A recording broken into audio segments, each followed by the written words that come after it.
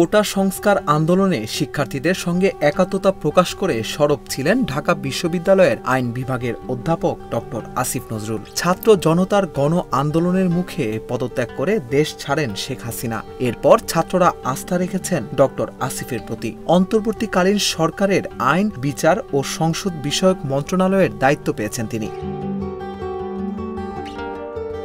অন্যদিকে ২০২০ সালে ডক্টর আসিফ নজরুলের দেওয়া একটি ফেসবুক পোস্ট সম্প্রতি নতুন করে ভাইরাল হয়েছে, যেটি আবার নতুন করে স্মরণ করিয়ে দিলেন কথা সাহিত্যিক হুমায়ুন আহমেদ পত্নী মেহের আফরোজ শাওন। পোস্টটি শেয়ার করে এই অভিনেত্রী নির্মাতা লিখেছেন, এখন নিশ্চয়ই হবে, আশায় আছি। ২০২০ সালে আসিফ নজরুলের দেওয়া ফেসবুক পোস্টটি ছিল এমন: যদি ক্ষমতা থাকতো আইন করতাম, বর্তমান বা সাবেক প্রেসিডেন্ট, প্রধানমন্ত্রী ও মন্ত্রীগণ চিকিৎসা নিতে বিদেশে যেতে পারবেন না। ক্ষমতা, চাকুরি বা ব্যবসা কোনোভাবেই তাদের সন্তানরা সরকারের সঙ্গে সংশ্লিষ্ট হতে পারবেন না। সপ্তাহে অন্তত একদিন তাদের গণপরিবহনে চড়তে হবে। রাস্তায় চলাকালে তারা অন্য একটি যানবাহনও থামিয়ে রাখতে পারবেন না। বিদেশে গমনের ক্ষেত্রে তারা অতি জরুরি ছাড়া কোনো সফর সঙ্গী নিতে পারবেন না। এ বিষয়ে সংসদকে জানাতে হবে।